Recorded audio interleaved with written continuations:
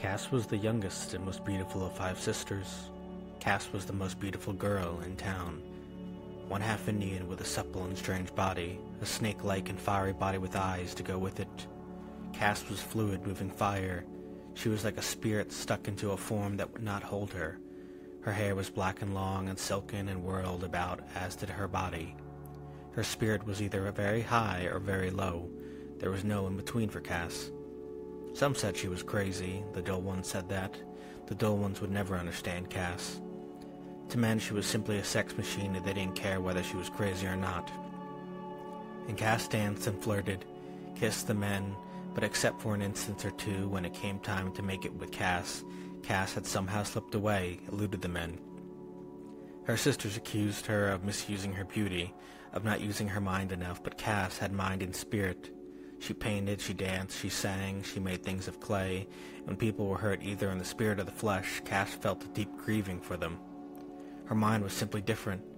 Her mind was simply not practical. Her sisters were jealous of her because she attracted their men, and they were angry because she felt they didn't make the best use of them. She had a habit of being kind to the uglier ones. The so-called handsome men revolted her. No guts, she said, no zap there, riding on their perfect little earlobes and well-shaped nostrils, all surface and no insides. She had a temper that came close to insanity. She had a temper that some call insanity. Her father had died of alcohol and her mother had run off, leaving the girls alone. The girls went to a relative who placed them in a convent. The convent had been an unhappy place, more for Cass than the sisters. The girls were jealous of Cass, and Cass fought most of them. She had razor marks all along her left arm from defending herself in 2 fights. There was also a permanent scar along the left cheek, but the scar, rather than lessening her beauty, only seemed to highlight it. I met her at the West End bar several nights after her release from the convent. Being youngest, she was the last of the sisters to be released. She simply came in and sat next to me. I was probably the ugliest man in town, and this might have had something to do with it. Drink, I asked. Sure, why not? I don't suppose there was anything unusual in our conversation that night. It was simply in the feeling Cass gave. She had chosen me, and it was simple as that. No pressure. She liked her drinks and had a great number of them.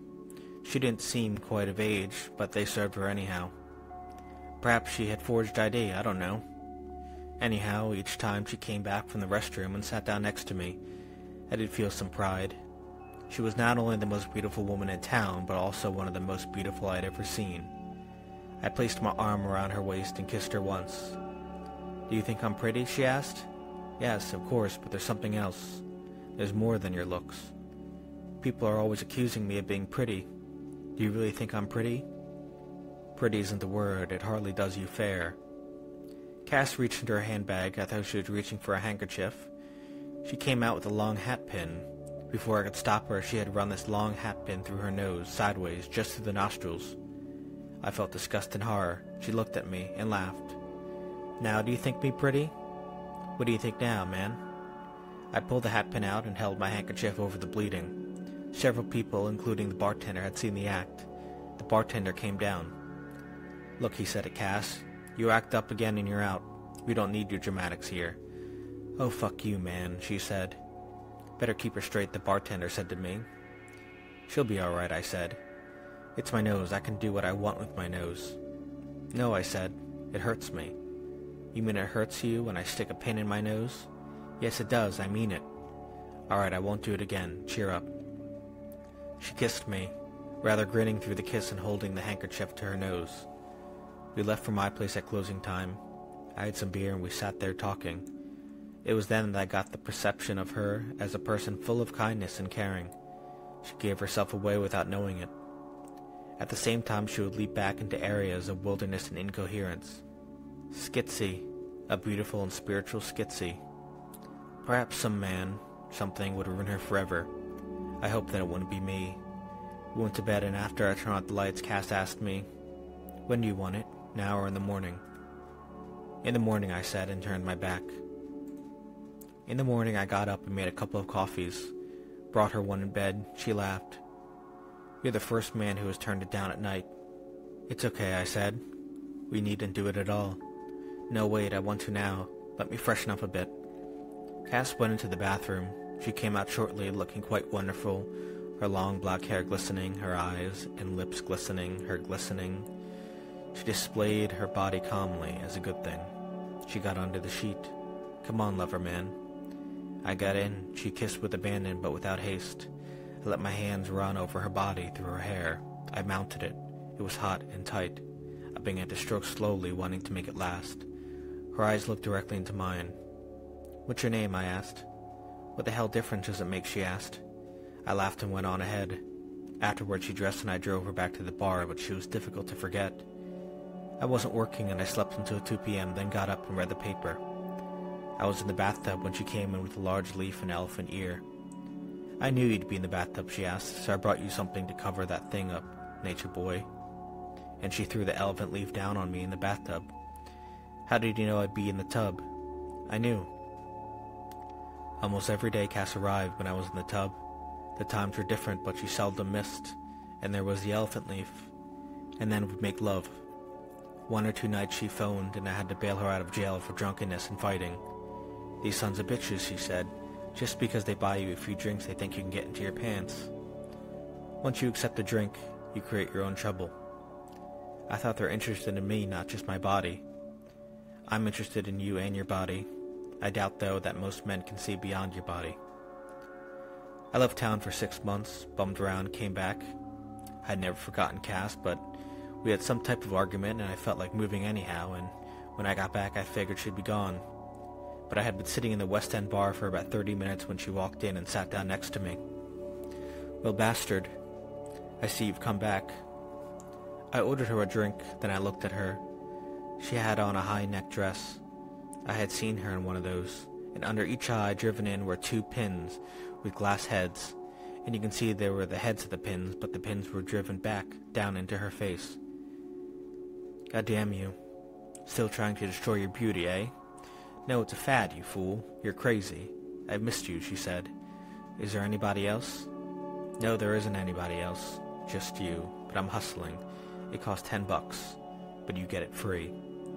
Pull those pins out. No, it's the fad. It's making me very unhappy." "Are you sure?" "Hell yes, I'm sure." Cass slowly pulled the pins out and put them back in her purse. "Why do you haggle your beauty?" I asked. "Why don't you just live with it?" "Because people think it's all I have. Beauty is nothing. Beauty won't stay. You don't know how lucky you are to be ugly, because if people like you, you know it's for something else." "Okay," I said. "I'm lucky." "I don't mean you're ugly. People just think you're ugly. You have a fascinating face." "Thanks." We had another drink. "What are you doing?" she asked. "Nothing. I can't get on to anything. No interest." "Me neither. If you're a woman, you could hustle." "I don't think I could ever make contact with that many strangers." "It's wearing." "You're right, it's wearing. Everything is wearing." We left together. People still stared at Cass on the streets. She was a beautiful woman, perhaps more beautiful than ever. We made it to my place, and I opened a bottle of wine, and we talked. With Cass and I, it always came easy. She talked a while, and I would listen, and then I would talk. Our conversation simply went along without strain. We seemed to discover secrets together. When we discovered a good one, Cass would laugh, and that laugh, only way she could. It was like joy out of fire. Through the talking, we kissed and moved closer together. We became heated and decided to go to bed. It was then that Cass took off her high-neck dress and I saw it, the ugly, jagged scar across her throat. It was large and thick. "God damn you, woman," I said from the bed. "God damn you. What have you done?" "I tried it with a broken bottle one night. Don't you like me anymore? Am I still beautiful?" I pulled her down on the bed and kissed her. She pushed away and laughed. "Some men pay me 10, and I undress and they don't want to do it. I keep the 10, it's very funny." "Yes," I said. I can't stop laughing. "Cass, bitch, I love you. Stop destroying yourself. You're the most alive woman I've ever met." We kissed again.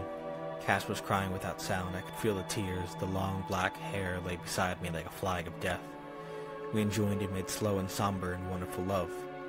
In the morning, Cass was up making breakfast. She seemed quite calm and happy. She was singing. I stayed in bed and enjoyed her happiness. Finally, she came over and shook me. "Up, bastard. Throw some cold water in her face and peck her and come enjoy the feast." I drove her to the beach that day. It was a weekday and not yet summer, so things were splendidly deserted.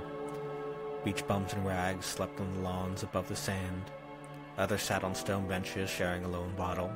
The gulls whirled about, mindless yet distracted.